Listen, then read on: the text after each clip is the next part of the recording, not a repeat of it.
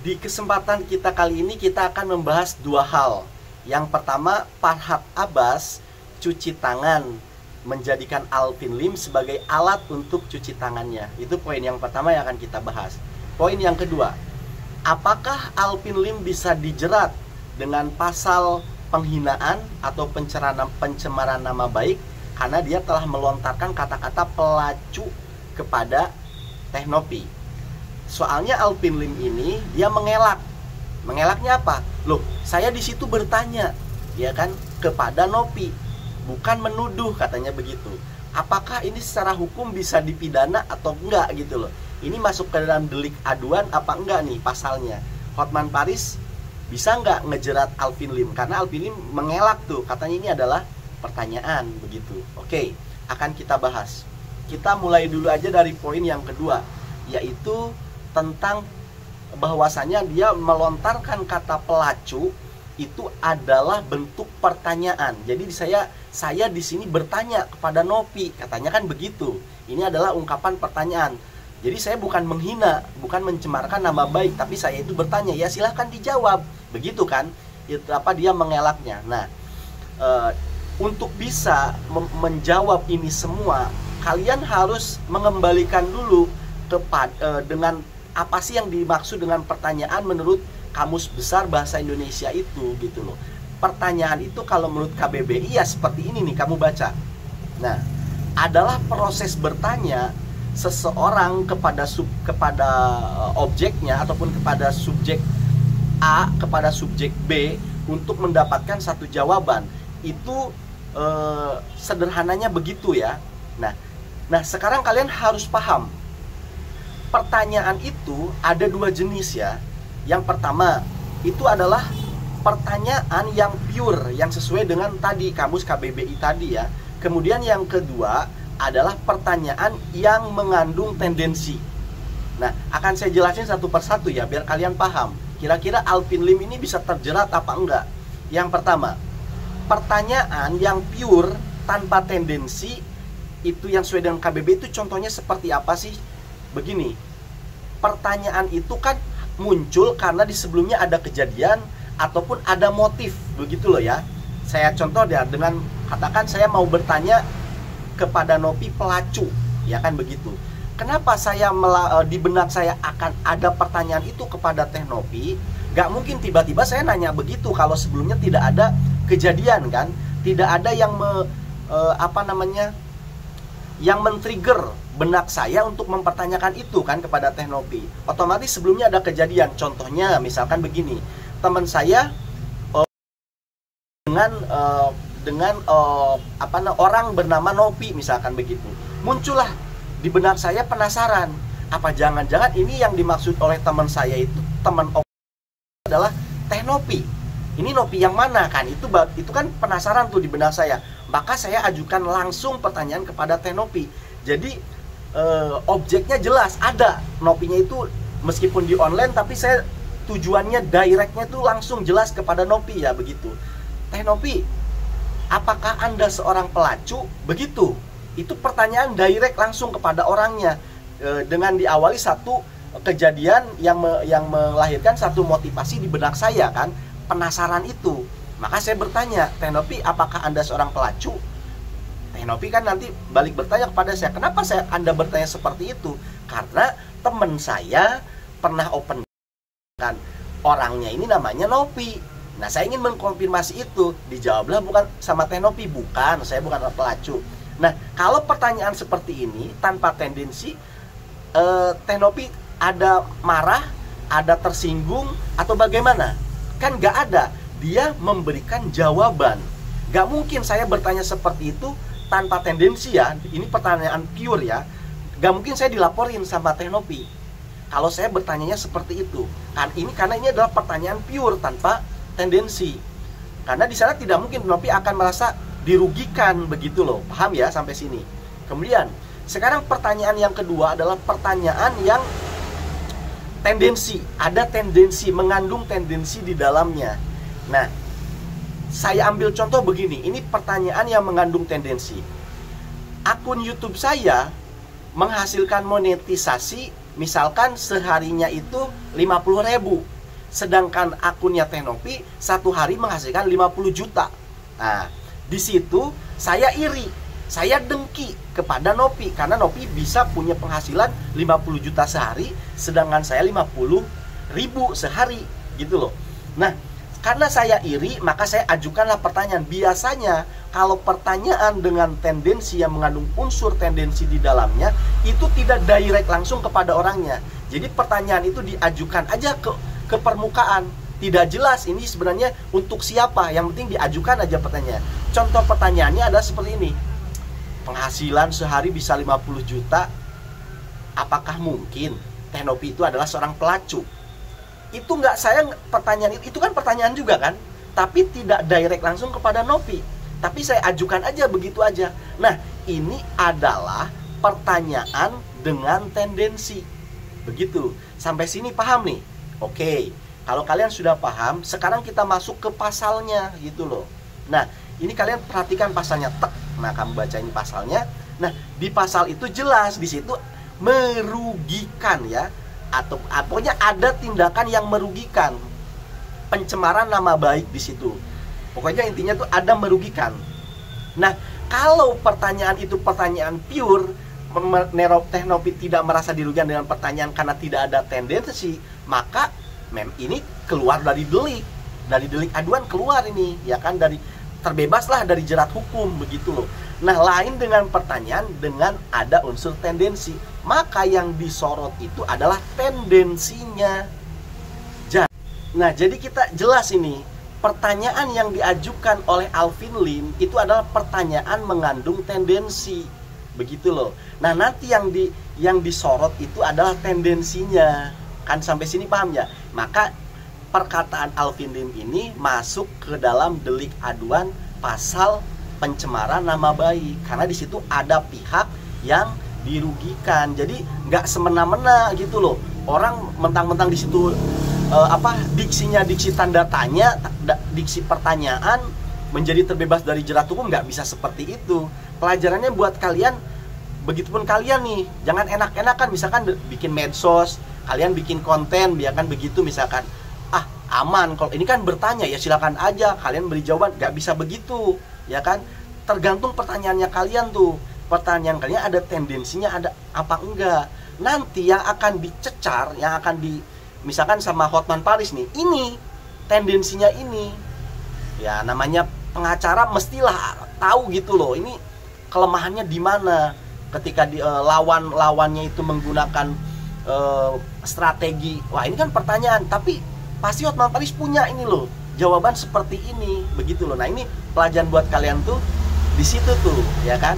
Sampai sini paham ya? Jadi Alvin Lim menurut saya sih Anda siap-siap aja ya kan, karena lawannya juga ya Hotman Paris. Saya aja bisa kok ngebaca seperti itu, apalagi Hotman Paris kan begitu. Itu poin yang pertama. Poin yang kedua, Farhad Abbas itu cerdik. Dia itu sekarang ingin cuci tangan dengan menggunakan alat yaitu Alvin Lim, karena dia tahu betul karakter Alvin Lim itu seperti apa. Kalau ngomong itu nyablak, asal jeplak gitu loh. Nah, ini dimanfaatkan betul oleh Farhad Abbas. Set, dia masuk nih ke permainan ini, jadi pengacaranya Agus. Farhad mundur perlahan. Mundur perlahan untuk apa? Mundur alon-alon, cuci tangan. Karena sementara ini orang di benak netizen, yang bikin masalah ini menjadi kisruh, yang bikin masalah ini menjadi ruwet, itu Farhad. Coba tanya setiap netizen, siapa biang kerok dari ini semua adalah Farhad. Kenapa? Diawali dengan dia ngajak Agus untuk melaporkan Nopi. Ini kan yang bikin masalah ini menjadi panjang kan. Jadi sebenarnya biang keroknya kalau kamu tanya netizen siapa? Farhad. Udah jelas itu.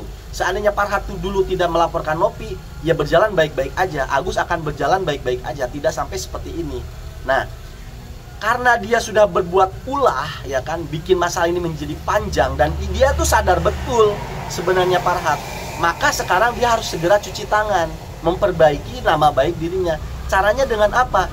Dengan cara itu tadi, gaet Alvin Lim menjadi pengacaranya Agus. Dan terbukti ternyata bener, Alvin Lim masuk tuh ke jebakannya Farhad, ngomongnya nyablak, jebret, dan lain sebagainya. Apa respon Farhad Abbas? Kamu lihat ini statusnya Farhad Abbas, cetel tuh, lihat. Dia mau ngebelain siapa di situ? Ngebelain Nopi. Ngebelain Nopi, dan dia tidak setuju dengan orang yang suka mencaci.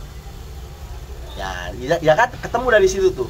Intinya dia tidak setuju dengan Alvin, dia setuju dengan Nopi. Dari statusnya ini kebaca, ya kan? Karena Farhad itu semenjengkelkannya apapun, memang bener dia tuh menjengkelkan, tapi ngomongnya nggak pernah gitu loh, agak ya terukur lah gitu loh, nggak sampai sejahat Alvin Lim dia kalau ngomong, ya kan? Ngomong hajar aja ada singkatannya begitu loh. Nah itulah Farhad cerdiknya di situ. Sekarang dia udah mulai mau cuci tangan tuh. Bisa-bisa Farhad nanti merapat ke Nopi loh. Bisa aja begitu dia tuh. Yang dulu bisa membalikan keadaan, yang dulu dia dianggap ini biang kerok, nanti bisa dianggap jadi pahlawan. Merapat nih ke Nopi, meskipun Nopinya nggak minta nih, tiba-tiba merapat aja.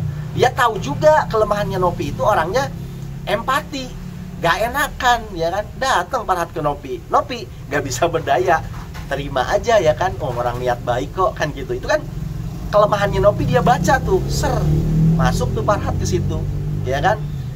Jadi yang selanjutnya sekarang yang ada di benak netizen semua tersorot kepada siapa? Kepada Alvin Lim. Karena itu tadi omongan-omongan kasarnya itu.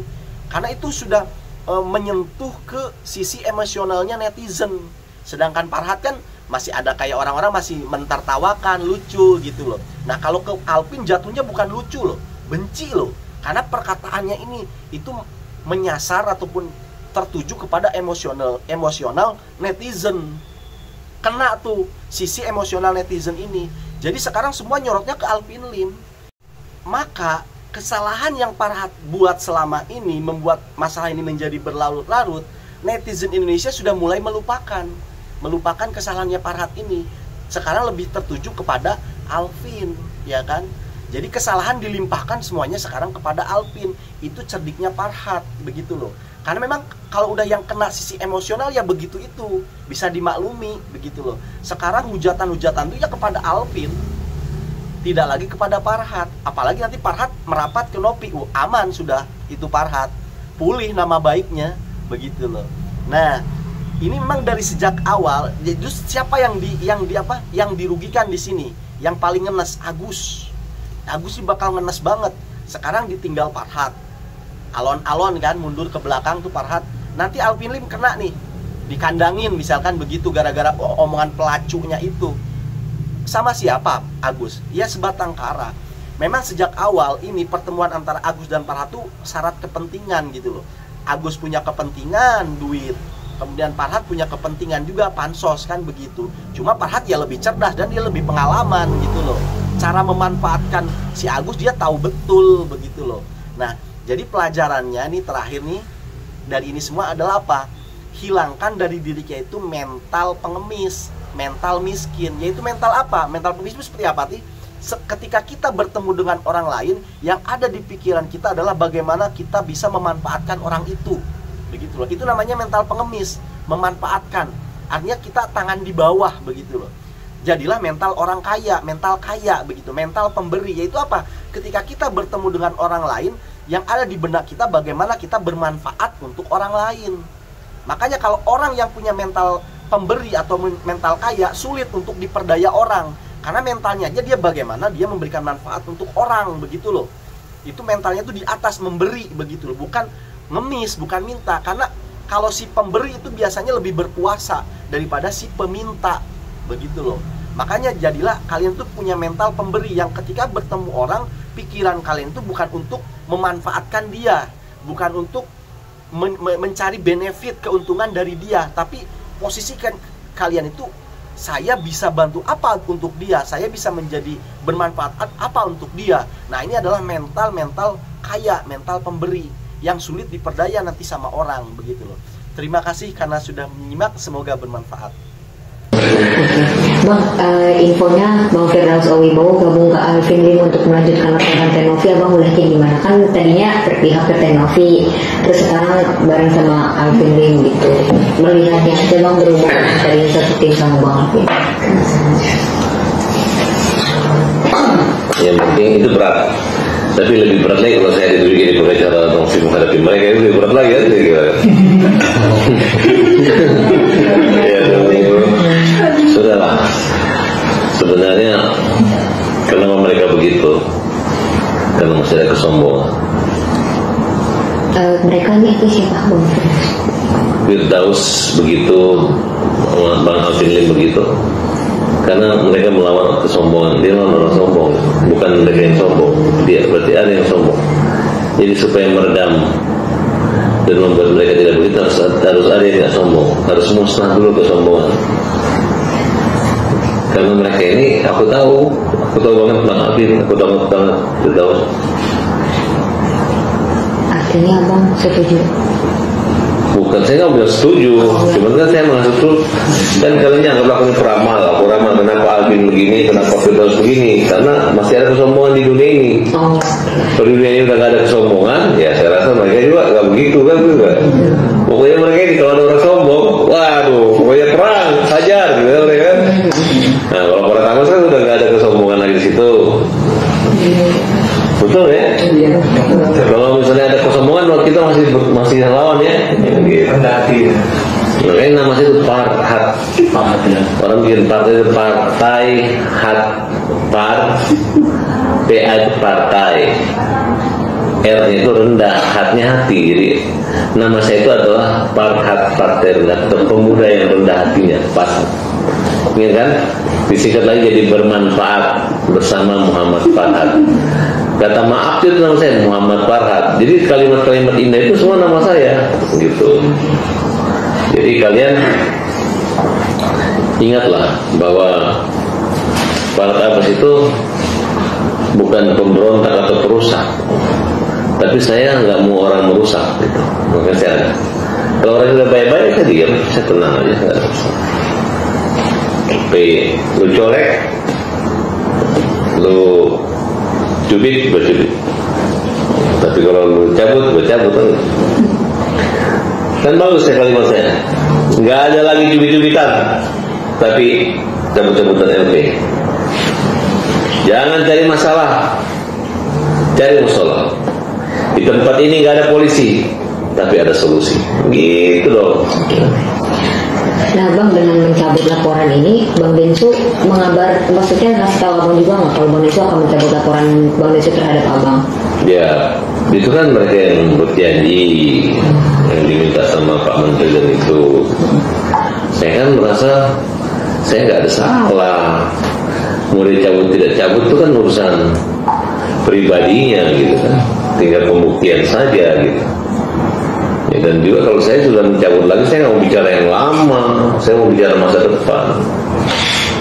Gitu. Waktu ngomong di depan Menteri, Denny Sumarno panjang lebar dia bicara, dia menyampaikan kronologis awal lengkap. Kalau saya singkat. Silakan Mas Farhat mau menyampaikan undang-undang. Saya cuma ngomong gini, Bapak-bapak, Ibu-ibu, terima kasih atas undangannya. Saya tidak mau berbicara masa lalu, saya mau bicara masa depan. Kalau saya salah, saya minta maaf. Ya kan?